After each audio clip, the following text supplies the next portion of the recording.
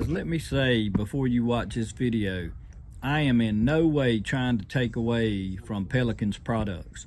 They make awesome products. They're an amazing company. Their customer service is unmatched. And I want you to understand that these are gripes and these are my opinions. And I love this boat. I really do. I will probably never get rid of this boat. When I die, it'll probably go to my son or my daughter. I'll let them fight over that. But I'm in no way taking away from Pelican, so don't take it as that. This is just something I've noticed in 2 years of use. And it is in my opinion, it's a legitimate gripe. And for the money that you pay for this kayak, these problems should be corrected. Thank you. Okay. We had a discussion on my Pelican Catch 110 HD2 the other day, and now I'm gonna do like an overview and show you. You know, a lot of times when I see videos, people talk about stuff, but they never really show it. And you know, I kind of don't like that. I'm not saying anything or knocking anybody. It's just I'm more of a hands-on kind of guy. You know what I'm saying? But anyway, hang on just a second, and we'll take a look at it and talk about it. One more thing, guys. When it comes to batteries for powering these fish finders, for years I've been using these batteries right here, and they're what they are alarm backup batteries.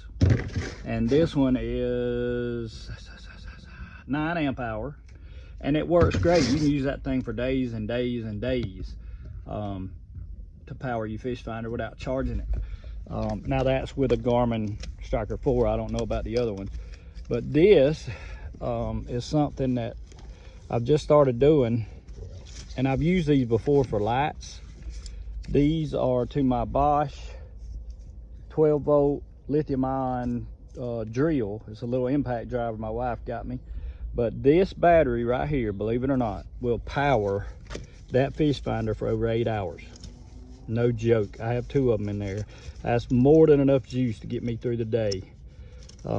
Before, when I had a lot of lights and stuff that used 12 volt, I used the bigger batteries, but since now really all that's on my 12 volt battery is my fish finder, I'm gonna use those. Less weight, less aggravation. You can fit them in your pocket. But just wanted to, even if you don't have the drill, you could order the batteries and use them just for your fish finder. All you gotta do is put 2 little spade, well, let me show you.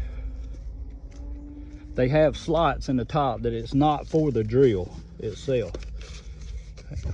You can see right here, they got little spade connector holders in the top. You put a red one and a blue one on there for ground and hot, slide them in there, and Bob's your uncle. But yeah, that's what I did to cut down on the weight. But yeah, again, thanks guys. All right, the Pelican Catch 110 HD2. Shout out to my buddy Corey, Waterborne Camper. But this is my kayak, pretty much set up as it would be if I was going fishing. We'll start up here at the front. I always got a painter rope on here. That is a bag with some extra line and stuff in it, and all my plastics. Homemade cup holder. I got a video on that if y'all are curious. This is a leash for my pedal drive in case somehow I was to flip. My Garmin Striker 4 Plus, little holder for my pliers and odds and ends. A very comfortable seat. And most importantly, don't ever go kayaking by yourself, especially without your PFD. Get a PFD that is for your body weight and one that is approved by the U.S. Coast Guard. Little safety plug there. I have an Overmont kayak paddle, and I know y'all hear me all the time pushing Ryan's GAM Findex products. I use them every day. There's 2 sets on my paddle. I use them every time I get in my boat. They're a great product. If you hadn't checked them out, check them out. GAM Findex official. Safety light. I guess I should have put that up like it's supposed to be where you could see it. This is just a little cheap Magellan one, or you can buy the exact same thing that says Yak Attack or some other crap on it and pay 90 bucks for it. But I decided to do the smart thing and pay, I think it was 20 something dollars on sale, maybe 30. But it's a safety light, 360 light. You can see there, I don't know if you can tell on camera, it's pretty bright, and it's got a strobe in case you get in trouble. And it's got a bright orange flag, which if you've ever been in a lake with boaters, especially wake boaters and jet skis, you need this.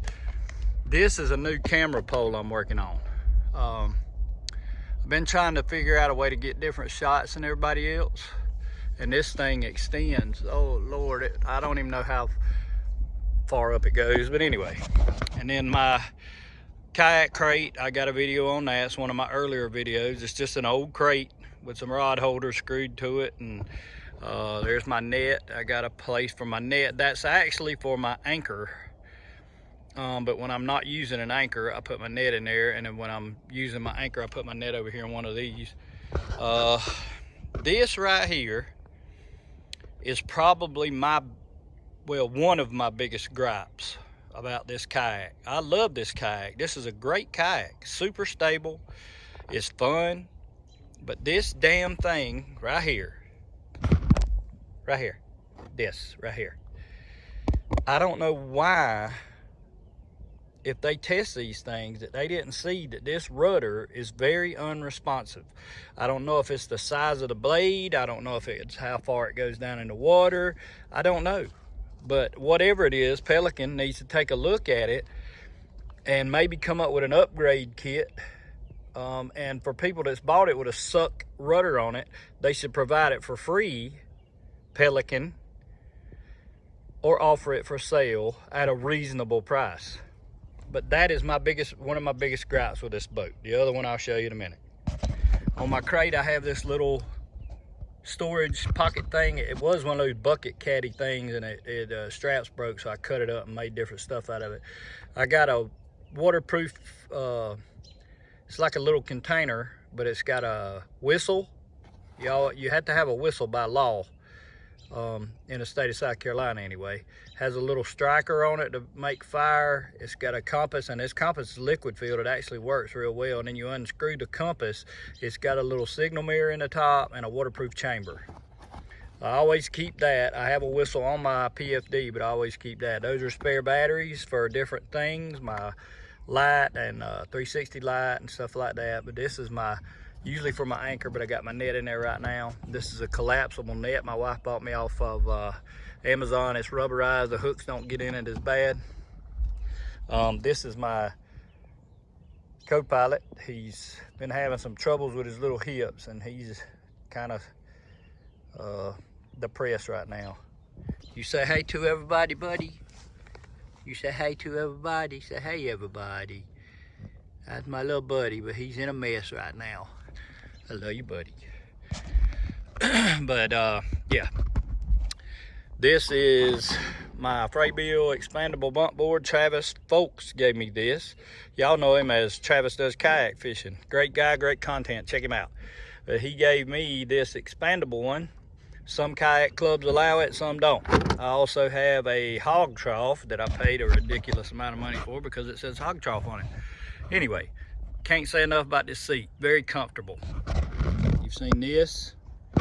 It's got gear track. It's got more than enough gear track from the store to mount all your goodies on.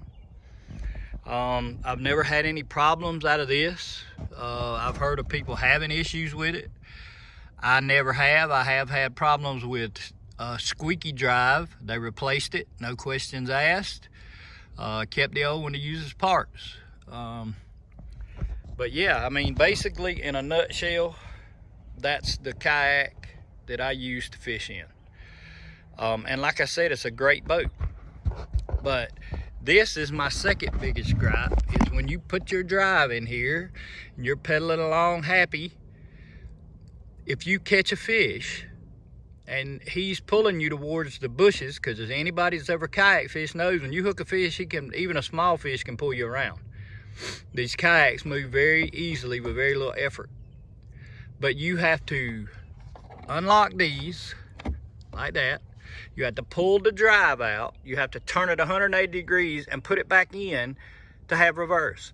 Who in the hell is going to do that when you're hooked into a fish? Nobody. Nobody. I use my paddle, but it's still a pain. Pelican, listen. You know, y'all are a very great, I love all your kayaks, but these two things, to want to put a fishing kayak on the market that competes with the other guys, this is bull, and you know it, so fix it. All right, now I'm done with that. But I love this kayak, I really do. Pelican makes a great product. They have awesome customer service. But those two problems are really the only thing bad I can say about this boat.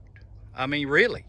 Now, if you want to buy a $900 Hobie 180 drive to put in it, and it will fit. There's a guy on YouTube, I think it is Grease Monkey Garage, maybe. I might be right, I don't know. But anyway, you search Pelican Catch 110 and he comes up. But he bought one and put in his. But I'm not going to pay what I paid for my kayak so I can have reverse. That's just stupid when you can buy another kayak for close to that price. But anyway, love the boat. Here it is. Now the final question is, would I buy this boat again? And the short and long answer both are yes, I would. But I would not pay $1,500 for it. No way, no how. Sure wouldn't. This was a gift from my wife. I had nothing to do with it. And bless her heart was in the right place. She knew I'd been looking at it, and I love her to death, and I appreciate it, and I love the boat, like I said. But those two things, I didn't know either. Going back, if I would have knew about the drive and the rudder, there ain't no way in heck I would have paid $1,500 and something for this kayak. No way, when there's other options out there that have reverse, and the rudders are a lot better than this. But am I going to get rid of the boat? Not right now, maybe down the road. And like I said the other day, if I bought another kayak right now, I think for the money, it would still be Brooklyn Kayak Company PK12. I think that would be what I would buy right now.